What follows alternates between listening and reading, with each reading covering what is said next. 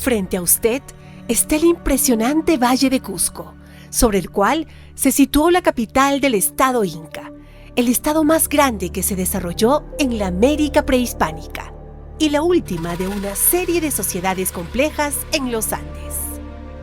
Bienvenido a la terraza del restaurante Ascay 360, perteneciente a Hoteles Qatari, con cuya maravillosa vista le contaremos un poco sobre el desarrollo histórico de este valle, incluyendo la llegada de los primeros humanos, el desarrollo de la agricultura, ganadería y centros poblados jerárquicos, la influencia de la gran cultura Wari, el desarrollo del estado Inca en esta ciudad y su transformación final, liderada por los conquistadores españoles. Este relato está basado en el libro Cusco Antiguo, del profesor de la Universidad de Illinois en Chicago, Brian Bauer, el tratado más reciente y comprensivo sobre estos temas. Llegada de los primeros pobladores al valle y región Cusco. Con la retirada final de los glaciares entre 1200 y 9000 a.C., gran parte de la región andina quedó apta para la ocupación humana por primera vez. Pronto, pequeños grupos de cazadores y recolectores comenzaron a colonizar las montañas. Se considera que estos primeros pobladores emigraron de las laderas occidentales y de las áreas costeras del Pacífico, donde sabemos que la ocupación se remonta hasta 10.500 a.C. En este valle y en los pastizales de altura vivían diversos mamíferos grandes, entre ellos rumiantes salvajes, camélidos y venados, y sus depredadores carnívoros como los pumas. También eran comunes mamíferos más pequeños como el zorro, la vizcacha, el cuy y otros roedores. Las aves atraídas por las llanuras aluviales y las orillas de los ríos también habrían florecido en estas regiones antes pantanosas. Los pastizales de altura principalmente proporcionaban alimento a los camélidos. Las laderas medias y bajas estaban cubiertas con especies locales de árboles, entre ellos la queñua y el quichua, los que constituían el hábitat principal de los venados. El fondo del valle, la llanura aluvial y la orilla del río contenían un denso mosaico de arbustos perennes. Este valle y su variada riqueza de recursos de plantas y animales silvestres mantuvo a los cazadores-recolectores por más de 200 generaciones antes del surgimiento de la agricultura. Desarrollo de la agricultura y ganadería. Para el 3000 a.C., las precipitaciones se habían incrementado y las condiciones climáticas se parecían a las actuales.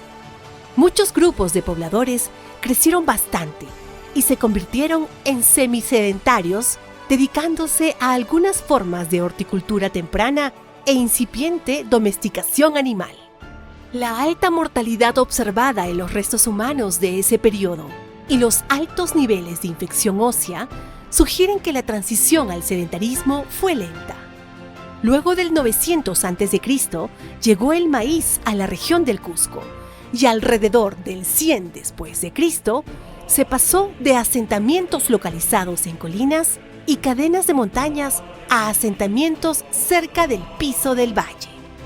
Entre los 500 años antes de Cristo y 200 años después de Cristo, surge un limitado número de entidades políticas de nivel multialdea a lo largo de la región. Se produjo una intensificación agrícola y sabemos que la quinoa, los frijoles, las papas y el maíz desempeñaron roles críticos en la economía local. Los rebaños de camélidos podrían también haber sido mantenidos en las partes altas del valle durante esta época. Como en tiempos más tempranos, estos rebaños lograron satisfacer una amplia variedad de necesidades para la gente, incluyendo alimentación, producción de lana y bestias de carga. La caza de venados también se mantuvo. Durante este periodo, parece que se desarrollaron jefaturas simples en el Valle del Cusco. La mejor evidencia para estas jefaturas es la clara distribución de asentamientos de tamaños jerarquizados. Así, alrededor de pocos extensos sitios se agrupaban sitios más pequeños, formando grupos regionales delimitados. En la cuenca del lago Titicaca ocurrió un proceso análogo, aunque ligeramente más temprano, y es posible que esta influencia se haya extendido desde esa cuenca a la región Cusco. Las jefaturas más grandes y poderosas se encontraban en las zonas de mayor producción agrícola. El contexto político era probablemente de un constante estado de conflicto o formación de alianzas con los grupos políticos más grandes de la región. Ninguna entidad política de la cuenca del Cusco estableció entonces un control jerárquico total sobre la región, y el poder de las élites locales no se extendió mucho más allá de contactos directos entre ellos. Sin embargo, también queda claro que la región del Cusco no se encontraba aislada del resto de los Andes durante este periodo, y el contacto de intercambio entre los habitantes de la región Cusco y las sociedades del altiplano parece haberse desarrollado con gran fluidez. En el periodo del 200 al 600 después de Cristo, se dio un fuerte crecimiento de la población, así como el paso de una economía mixta a una producción agrícola más intensa en las laderas y en los fondos del Valle del Cusco. Numerosos sitios en las cimas fueron abandonados y la cantidad de asentamientos en el fondo del valle creció considerablemente. Periodo Huari. Cuando alrededor del año 600 después de Cristo, los Huari, una gran cultura nacida en la región Ayacucho, ingresaron a la región Cusco, las sociedades locales estaban floreciendo. No alcanzaban el nivel de complejidad social o política de los Huari. Los Huari fueron atraídos a la región del Cusco porque esta era un área rica en potencial agrícola que se encontraba relativamente cerca, pero fuera del control directo de la cultura tiwanaku. El estado Huari estaba interesado en el maíz y se encontró con que la economía local ya estaba concentrada en su producción. Por este motivo, los Huari no necesitaron reorganizar físicamente los sistemas de asentamientos locales de la región Cusco, como sí lo habían hecho en otros lugares. En lugar de ello, los Huari se dedicaron a consolidar su influencia sobre la región y a establecer un centro administrativo de su estado en el sur del Cusco.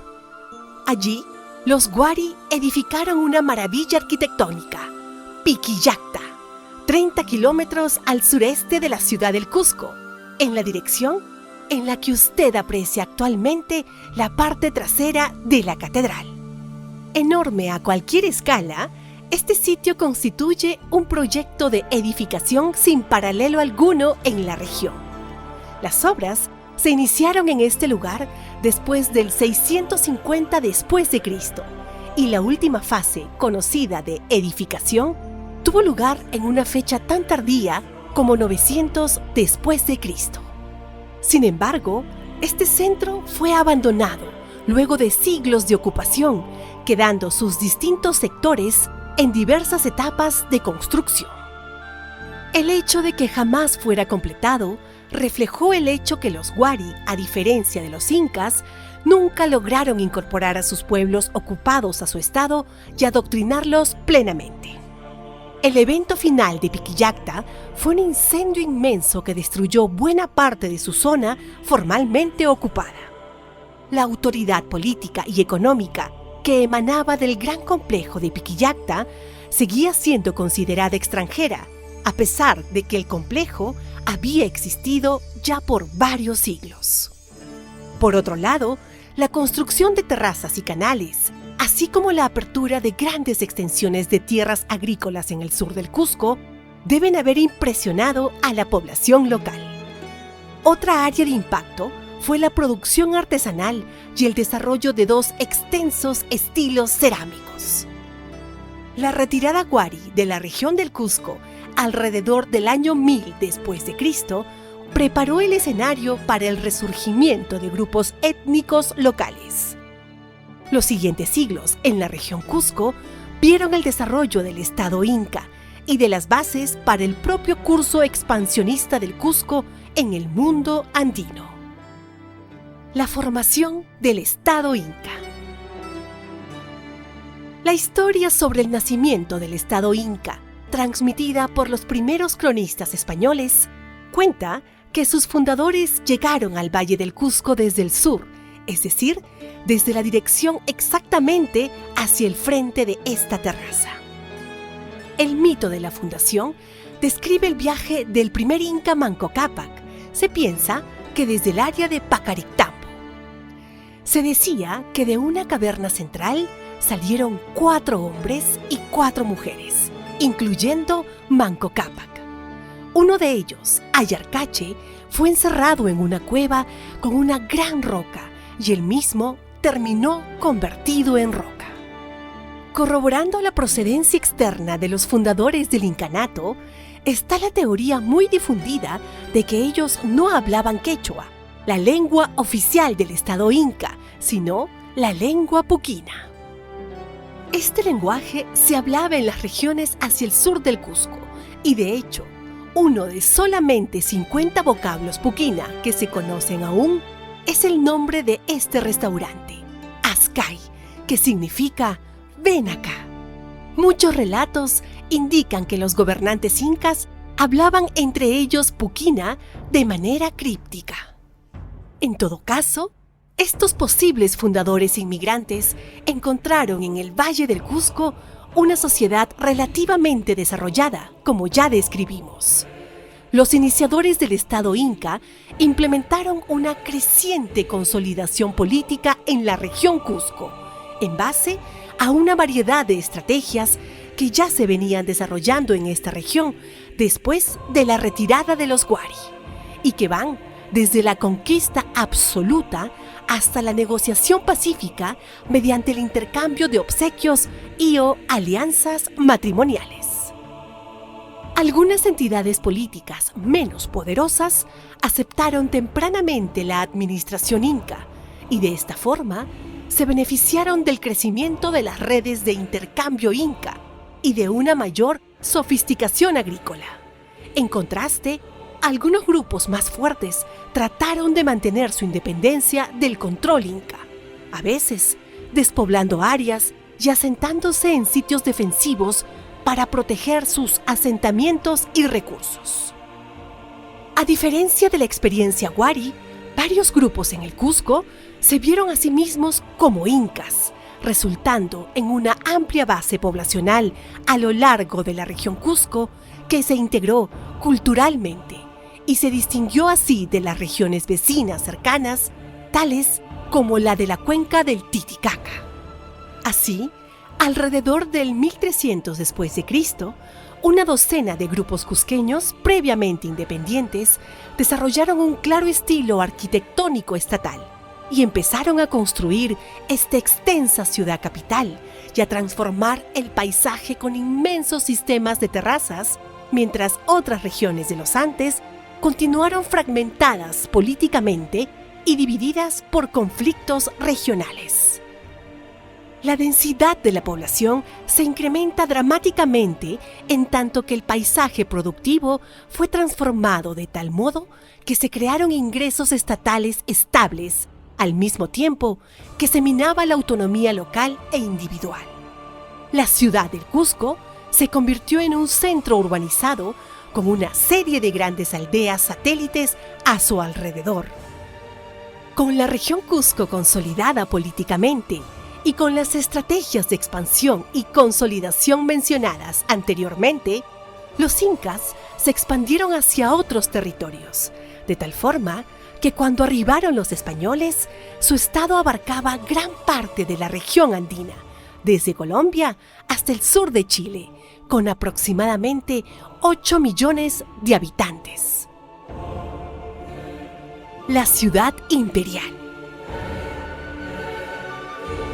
Con esta formidable expansión territorial y consecuente incremento en comercio, tributos y funciones estatales, los proyectos de construcción en este Valle del Cusco alcanzaron un nivel sin precedentes, levantándose palacios, haciendas, templos, depósitos y otras instalaciones estatales.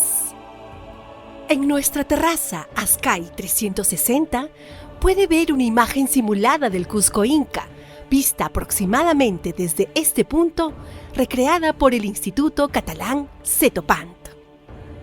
El español Pedro Sancho de la Hoz describió el floreciente valle tal como lo vieron las fuerzas de Pizarro cuando entraron a la ciudad en 1534 desde la fortaleza de Sacsayhuamán. Con una perspectiva prácticamente igual a la que tiene usted desde Azcay 360, escribió: desde esta fortaleza se ven en torno de la ciudad muchas casas a 1/4 de legua y media legua y 1 legua. Y en el valle que está en medio, rodeado de cerros, hay más de 5,000 casas.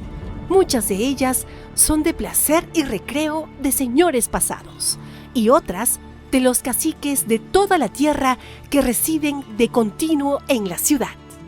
Las otras son casas o almacenes llenos de mantas de lana, armas, metales y ropas y de todas las cosas que se crían y fabrican en esta tierra.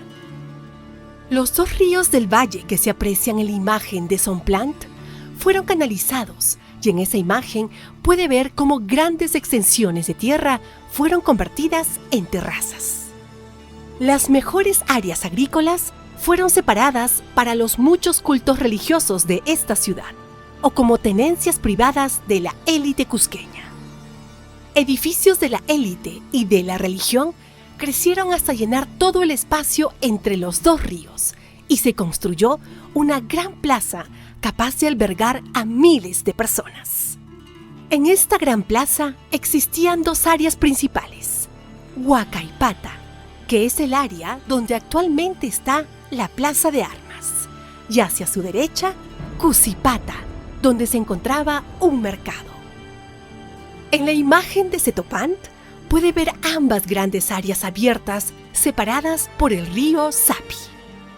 Huacaypata era el área más importante de las 2, ya que albergaba varios recintos reales pertenecientes a los más importantes gobernantes incas. Podemos localizar las zonas donde se ubicaban estos recintos desde nuestra terraza en dirección horaria y empezando desde el lado de la plaza a las 6 horas. En ese lado de la plaza se encontraba el gran conjunto de edificaciones de Casana, al parecer construido por el inca Huayna Cápac, quien conquistó la zona oriental de Cajamarca y el norte de Ecuador hasta el río Paito, y por el sur amplió sus tierras hasta el río Maule en Chile. Casana tenía la sala de festivales más grande del Cusco, pudiendo albergar unas 3,000 personas. A su izquierda, sobre ese mismo lado de la plaza, también estaba el conjunto de Coracora, asociado con el Inca Pachacuti, el que inició la gran expansión del estado inca y que construyó Machu Picchu. En el lado izquierdo de la plaza y su zona más cercana a nuestra terraza, se encontraba el Palacio de Huáscar, el inca que fue derrotado por Atahualpa mientras los españoles iniciaban su conquista. En el área donde ahora se encuentra la catedral, se encontraba el Palacio del Inca Viracocha, padre de Pachacuti. En el lado de la plaza, donde ahora se encuentra la iglesia de la Compañía, a la izquierda de la iglesia se encontraba el Agyahuasi, o Casa de las Escogidas del Inca, donde hoy se encuentra una de las sedes de Hotel Katari. En este palacio se albergaba una clase de mujeres de élite que ayudaban a mantener los templos y realizaban una serie de labores para el Estado como orfebrería y textilería.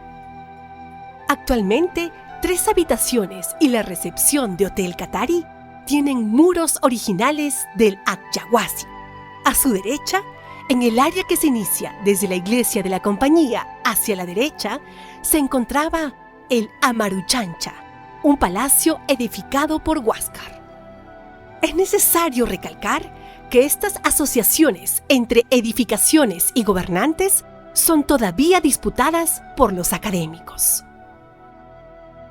La calle que se encuentra entre la Iglesia de la Compañía y Hotel Katari era el Inti Kigyu, la calle sagrada que vinculaba los palacios de la plaza con el templo Coricancha, el templo del dios Sol. Si bien la plaza era claramente el área capital políticamente, el sagrado Coricancha era considerado el centro del mundo inca. Hotel Katari también cuenta con un hotel en el mismo patio del Coricancha, y desde algunas de sus habitaciones usted puede ver muros originales de este templo. Al Coricancha lo puede usted ubicar siguiendo 2 cuadras por el Inti Kigyu. Esta calle, unión sagrada entre el Templo del Sol y la plaza, era recorrida por el Inca los 24 de junio, el día más importante del año, el día del dios Sol, en una ceremonia llamada el Inti Raymi. Esta ceremonia es recreada todos los 24 de junio y la procesión del Coricancha a la Plaza de Armas puede verla desde algunas habitaciones de nuestro Hotel Katari. Otros templos importantes en esta ciudad eran los templos a la luna, el trueno, el rayo y al dios creador. En dirección trasera a Ascay 360 y sobre la montaña se encuentra la ya mencionada y monumental estructura de Sacsayhuamán. Además de ser la fortaleza de defensa de la capital inca, esta edificación contenía un templo al sol, lo que sugiere que era también un foco de actividades rituales. Hasta hace poco, las recreaciones de la ceremonia del Inti Raymi se realizaban en Sacsayhuamán. La capital inca se enriquecía también por inmensas cantidades de materiales exóticos que eran traídos a la ciudad como tributo de los pueblos vecinos. Sus principales edificios estaban cubiertos abundantemente de oro y plata. Para acomodar al gran número de personas que cada día partían de la ciudad y entraban en ella, se expandieron y ensancharon los numerosos caminos que por siglos habían conducido al valle. Las numerosas aldeas que rodeaban la ciudad también experimentaron un crecimiento impresionante, ya que suministraban personal de respaldo a muchas instituciones situadas en el centro de la ciudad. Con toda la riqueza material que llegaba a ella, la ciudad pasó a ser un centro cosmopolita y gente de distintas partes del estado se dirigieron allí a vivir. Algunos de estos foráneos eran nobles enviados a la capital en representación de sus grupos étnicos. Otros se dirigían al Cusco en peregrinaje para ver los grandes templos de la ciudad y hacer ofrendas en ellos.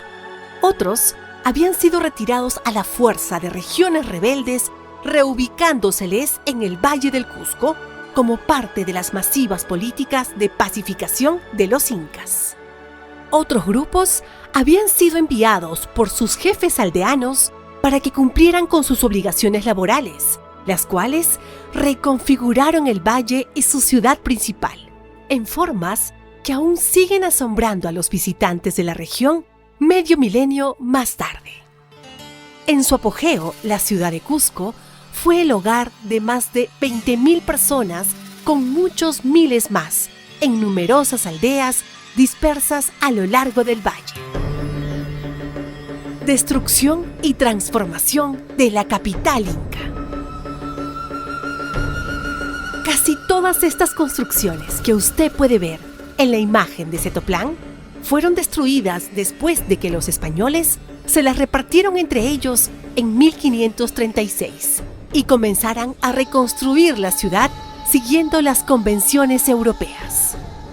Otros cambios significativos traídos por los españoles fueron el ensanchamiento de las calles.